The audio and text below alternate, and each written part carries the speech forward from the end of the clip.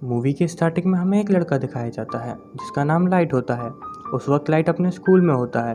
तभी अचानक से वेदर चेंज हो जाता है और ज़ोर ज़ोर से हवाएं चलने लगती हैं और आसमान से एक बुक ज़मीन पर आकर नीचे गिरती है। लाइट उस बुक को उठा लेता है और चेक करता है और अपने पास रख लेता है। यहाँ पर हमें पता चलता है कि ये कोई ऑर्डिनरी बुक नहीं है, बल्कि ये एक एंशिएंट बुक है।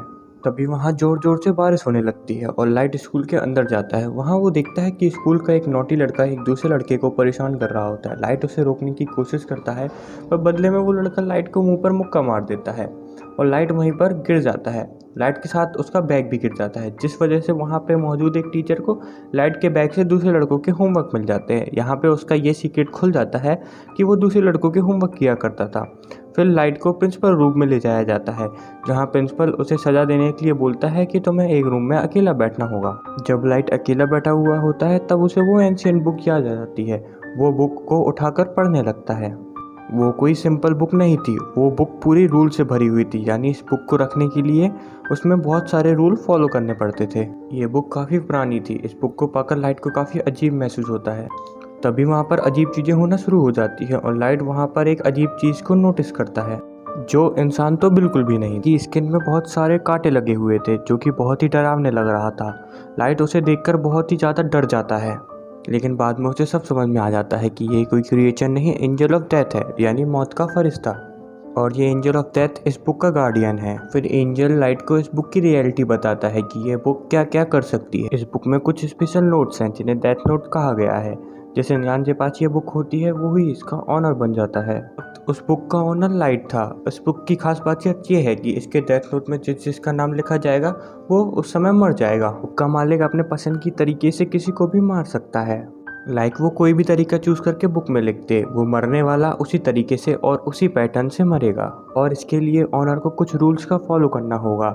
और लाइट इस बात पर पहले तो बिल्कुल भी यकीन नहीं करता। और एंजल ऑफ डेथ सिर्फ उसी इंसान को नज़र आता है जो उस वक्त उस बुक का ऑनर होता है। और एंजल ऑफ डेथ उसे बताता है कि उसे 7 दिन में एक आदमी का नाम तो ज़रूर ही लिखना है। अगर उसने ऐसा नहीं किया तो ये बुक किसी और के पास चली जाएगी और वो इसका ऑनर नहीं रहेगा। किसी का भी नाम लिखने की शर्त यह है कि ऑनर को उसका असली नेम और फेस याद होना चाहिए।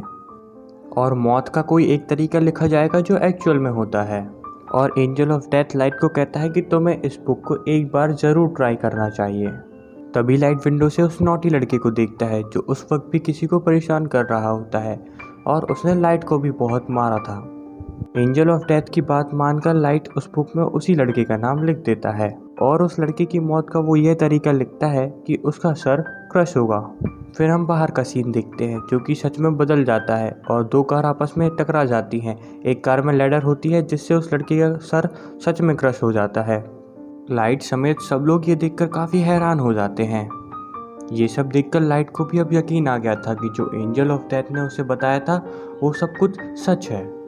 ये सब देखकर लाइट काफ़ी डर जाता है और एंजल ऑफ डेथ उसे बताता है कि तुम इस बुक की मदद से बहुत कुछ कर सकते हो, पर अगर तुम इसको नहीं चाहते तो मैं इस बुक का ऑनर किसी और को बना दूंगा। इसके बाद लाइट अपने घर आ जाता है और हम घर में उसके पापा को देखते हैं जो कि एक डिटेक्टिव थे।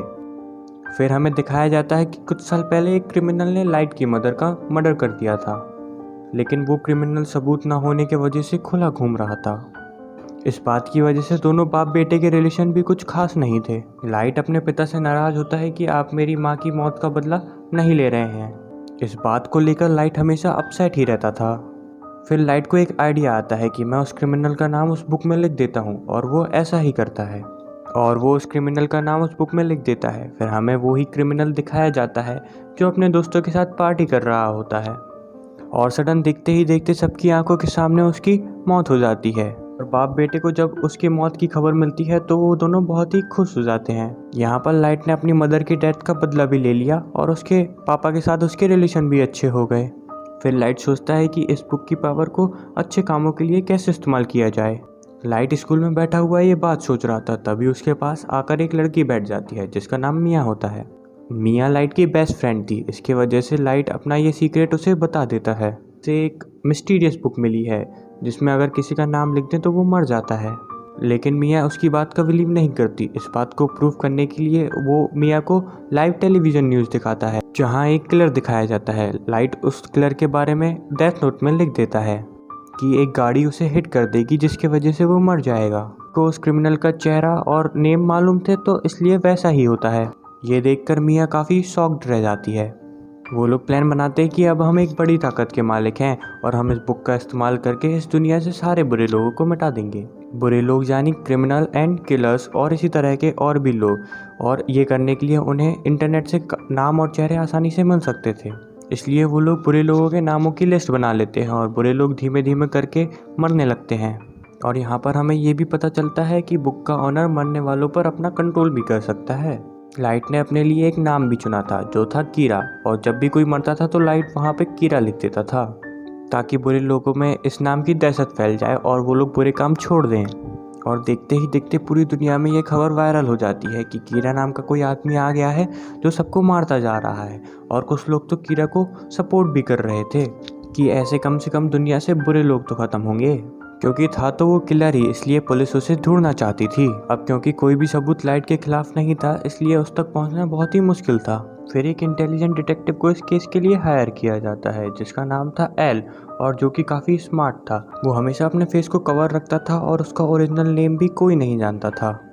लाइट और मिया अपनी लाइफ में काफ़ी खुश थे और 400 से ज़्यादा लोगों को अभी तक वो मार चुके थे। एल एक कॉन्फ्रेंस में अनाउंस करता है कि कीरा सबके सामने आ जाओ। क्योंकि एल बहुत ही स्मार्ट था, वो इस केस को स्टार्टिंग से ही पढ़ रहा था। क्योंकि लाइट के फादर भी एक डिटेक्टिव थे इसलिए एल उनको भी अपने साथ में ही मिला लेता है ताकि वो लोग जल्द से जल्द कीरा को पकड़ सकें। और इस बात को लेकर लाइट और मिया काफ़ी वरीड हो जाते हैं क्योंकि उन्होंने कभी नहीं सोचा था कि उनको पकड़ने के लिए कोई साजिश की जाएगी, क्योंकि अभी तक तो वो मज़े में थे। लेकिन एल की एंट्री ने उन्हें काफ़ी डरा दिया था। लाइट अपने फादर से पूछता है कि अगर कीरा को पकड़ लिया गया तो उसके साथ क्या किया जाएगा। इस बात पर लाइट के फादर कहते हैं कि आधे लोग कहेंगे कि कीरा को फांसी दी जाए और आधे लोग कहेंगे कि इस बात पर रिसर्च की जाए कि उसने ये सब कैसे किया। ये सुनकर लाइट की टेंशन और बढ़ जाती है और फिर ये सब वो मिया को बताता है और उससे कहता है कि अब हमें ये सब स्टॉप कर देना चाहिए, क्योंकि एल के शक की नज़र में काफ़ी सारे लोग थे जिसमें लाइट भी शामिल था। अपने फादर के डेटा को इजीली एक्सेस कर सकता था, इसलिए एल लाइट के पीछे भी एक अपने एजेंट को लगा देता है ताकि वो लाइट की एक्टिविटीज़ पर नज़र रख सकते। पर जब लाइट को इस बात का एहसास होता है तो वो अपने आप को बहुत ही नॉर्मल रखता है। बुक में लाइट का इंटरेस्ट कम होता हुआ देख मिया को इस बात का बुरा लग जाता है, क्योंकि मिया ये सब करके काफ़ी एंजॉय कर रही थी। पर लाइट और मिया के लिए उनके रास्ते का पत्थर एल बन चुका था। वो लोग चाहकर भी एल को नहीं मार सकते थे क्योंकि ना तो उन्हें उसका ओरिजिनल नाम पता था और ना ही उन्होंने उसकी कभी शक्ल देखी थी, क्योंकि यह इस बुक का रूल भी था। लाइट और मिया इस बात पर डिस्कस करते हैं कि इस बुक में उन सारे एजेंट्स के नाम लिखने चाहिए जो कि कीरा को ढूंढ रहे हैं, ताकि बाकी डिटेक्टिव कीरा से डर जाएं और मजबूरन ही उन्हें इस केस को बंद करना पड़े। ये सब कुछ मिया करना चाहती थी, पर लाइट वो ऐसा कुछ भी नहीं करना चाहता था क्योंकि वो इनोसेंट लोगों की जान नहीं लेना चाहता था। इसलिए मिया को भी लाइट की ये बात माननी पड़ती है और उस पर एबल करती है। दूसरी तरफ एल को ये भी पता चल जाता है कि कीरा ने सिर्फ उन्हीं लोगों को विक्टिम बनाया है जिनको टीवी में दिखाया गया है, और कीरा उन लोगों को नहीं मार सकता जिसका नाम और फेस उसे मालूम नहीं है। इसलिए उस पर शक ना आए, लाइट डिसाइड करता है कि वो कुछ दिन के लिए किसी को भी नहीं मारेगा। लेकिन सडनली एक इंसिडेंट हो जाता है और वो सारे डिटेक्टिव सुसाइड कर लेते हैं जो कि इस केस में शामिल थे और कीरा को ढूंढ रहे थे। लेकिन ये नाम तो लाइट ने नहीं लिखे थे, फिर ये नाम किसने लिखे थे? और यहाँ से सिचुएशन काफ़ी ख़राब हो जाती है क्योंकि अब तक कीरा सिर्फ बुरे लोगों को मारता हुआ आ रहा था, सब उसे हीरो समझते थे। पर लेकिन अब तो उसने पुलिस वालों को भी मार दिया, इसलिए अब वो हीरो नहीं बल्कि एक खतरा बन गया जो कि किसी को भी मार सकता है। इस बात को लेकर लाइट काफ़ी वरिड हो जाता है और वो एंजल ऑफ डेथ से पूछता है कि क्या ये सब काम तुमने किया? तब एंजल ऑफ डेथ कहता है कि ये काम किसी और ने किया है क्योंकि ये नाम मैं नहीं लिख सकता। लाइट के फादर अपनी एक कॉन्फ्रेंस में कीरा को चैलेंज करते हैं और कहते हैं कि इनोसेंट लोगों को मारना बंद कर दो और हिम्मत है तो मुझे मार कर दिखाओ और सामने आ जाओ। ये न्यूज़ लाइट और मिया भी देख रहे थे और गुस्से में आकर मिया लाइट से कहती है कि तुम इस बुक में अपने पापा का नाम भी लिख दो। लाइट मिया को कहता है कि मैं अपने फादर को कैसे मार सकता हूँ, तुम्हारा क्या दिमाग खराब हो गया है? एल और भी समझदारी से इस केस को हैंडल कर रहा था। वो वेट कर रहा था कि लाइट के फादर को कीरा मारेगा या नहीं, पर ऐसा नहीं होता क्योंकि लाइट के फादर नहीं मरते। इसलिए एल का जो शक लाइट पे था वो अब यकीन में बदल जाता है, क्योंकि वो भी एक डिटेक्टिव ही तो हैं जो इस केस को हैंडल कर रहे हैं। लेकिन कीरा ने उन्हें नहीं मारा, यानी कीरा कोई और ही नहीं सिर्फ लाइट ही है। इसीलिए एल रात को लाइट से मिलता है और उससे उकलवाने की कोशिश करता है कि तुम ही कीरा हो। एल लाइट से काफ़ी क्वेश्चन भी करता है और उसे अपना फेस भी दिखा देता है और कहता है कि अब ये सब तुम करना बंद कर दो। लाइट उसकी बातों को इग्नोर करता है और वहाँ से चला जाता है। अब खतरा उसके सर पर ही था, वो चाहते हुए भी एल को नहीं मार सकता था। मिया लाइट को कहती है कि मैं तुमसे प्यार करती हूँ और इस मुसीबत से निकलने के लिए हमें कुछ करना चाहिए। एल को अपने रास्ते से हटाने के लिए लाइट काफ़ी सोचता है। वो कहता है कि एल का चेहरा तो मैं देख ही चुका हूँ, मगर एल का ओरिजिनल नेम उसका दोस्त जानता होगा। लाइट एल के फ्रेंड का नाम उस बुक में लिख देता है और उसे अपने कंट्रोल में कर लेता है। और यहाँ पर बुक का एक और रूल सामने आता है कि अगर ऑनर ने किसी के नाम वाला पेज जला दिया तो वो पर्सन बच जाएगा और उसे कुछ भी नहीं होगा। लेकिन यहाँ पर एंजल ऑफ डेथ लाइट को बताता है कि ये सब कुछ सिर्फ एक ही बार हो सकता है। यहाँ पर एल का दोस्त लाइट के कंट्रोल में आ चुका था, मगर वो भी एल का ओरिजिनल नेम नहीं जानता था। लाइट उसे कहता है कि तुम किसी भी तरह एल का ओरिजिनल नेम पता लगाओ। एल का फ्रेंड उसे बताता है कि एल एक एकेडमी में जाया करता था, मे बी उसके डॉक्यूमेंट्स में उसका ओरिजिनल नेम हो। इसलिए लाइट उसे फ़ौरन ही एकेडमी में जाने के लिए कहता है और वो ऐसा ही करता है और एकेडमी के लिए जाने लगता है। लाइट का प्लान था कि जब उसे एल का ओरिजिनल नेम पता चल जाएगा तब वो पेज जला देगा जिसमें एल के दोस्त का नाम लिखा हुआ है और उसकी जान बच जाएगी और सब कुछ नॉर्मल हो जाएगा। लेकिन एल को डाउट हो जाता है कि उसका फ्रेंड मिसिंग है और उसे सारी बात समझ में आ जाती है कि लाइट ने उसे भी अपने कंट्रोल में कर लिया होगा उसका ओरिजिनल नेम जानने के लिए। इस बात से एल काफ़ी वरीड हो जाता है, इसलिए एल लाइट के घर बिना बता ही आ जाता है। वो लाइट के पिता को कहता है ये आपका बेटा ही असल में कीड़ा है और इसी ने मेरे फ्रेंड को गायब भी किया है। और लाइट पर किसी को भी शक नहीं था क्योंकि उसके खिलाफ कोई सबूत ही नहीं था। और फिर एल लाइट के घर की तलाशी लेता है पर उसे वहाँ पर कुछ भी नहीं मिलता, ना ही वो एंशिएंट बुक मिलती है जो कि मिया उसे अपने साथ ले गई थी। फिर लाइट को एल के फ्रेंड की कॉल आती है। वो बताता है कि मैं एकेडमी तक पहुंच गया हूं और उसके पास थोड़ा ही वक्त रह गया था। और एल का फ्रेंड बस नाम बताने ही वाला होता है जब लाइट पेज को जलाने के लिए ढूंढता है, पर वो दिखता है कि वहाँ तो पेज है ही नहीं और वो पेज वहाँ से गायब हो चुका है। इसलिए नाम बताने से पहले ही लाइट के फ्रेंड की मौत हो जाती है और इस बात से लाइट को काफ़ी दुख होता है। फिर एक डांस पार्टी में मिया ये राज रिवील करती है कि एल के फ्रेंड के नाम वाला पेज मैंने ही फाड़ा था और तो और उन डिटेक्टिव के नाम भी मैंने ही उस बुक में लिखे थे। और वो बताती है कि अब तो मैंने तुम्हारा नाम भी उस बुक में लिख दिया है। और लाइट की मौत का तरीका ये था कि आधी रात को उसकी हार्ट बीट रुक जाएगी और वो मर जाएगा। और वो कहती है कि अगर तुम मुझे ये बुक दे दोगे तो मैं तुम्हारा नाम जला दूंगी। यानी मिया ने ये बुक हासिल करने के लिए लाइट को अपने प्यार के जाल में फंसाया था। जब एल को अपनी फ्रेंड की डेथ का पता चलता है तो वो लाइट के पीछे पड़ जाता है। एल फिर लाइट को पकड़ ही लेता है। एल वहाँ खड़े एक आदमी से कहता है कि ये कीड़ा है और मुझे इसको पकड़ने में मदद करो, मगर वो एल को ही बेहोश कर देता है क्योंकि वो कीड़ा का सपोर्टर जो था। भागते भागते लाइट मिया को अपने साथ ले जाता है और वो दोनों एक झूले में आ जाते हैं। दोनों ऊपर ही फंस जाते हैं और इतनी ही देर में वहाँ पर पुलिस भी आ जाती है। लाइट मिया से कहता है कि अगर तुम मुझसे प्यार करती हो तो तुम इस बुक को टच भी नहीं करोगी, हम एक होकर सब कुछ नॉर्मल कर देंगे। लेकिन मिया लालची थी, इसलिए वो लाइट की बात बिल्कुल नहीं सुनती और वो बुक लाइट से छीन लेती है।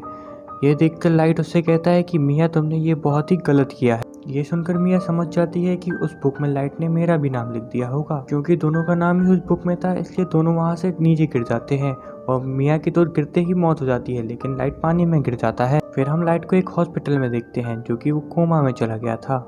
इसी दौरान और भी क्रिमिनल्स की मौत हो जाती है। वो लोग देखते हैं कि एल का शक तो लाइट पर था, पर लाइट तो कोमा में गया हुआ है, लेकिन लोग तो स्टिल मर रहे हैं। तब हम देखते हैं कि जब लाइट और मिया झूले से गिर रहे होते हैं तब एक पेज निकलकर आग में गिर जाता है और जल जाता है। उस पेज में लाइट का नाम लिखा होता है।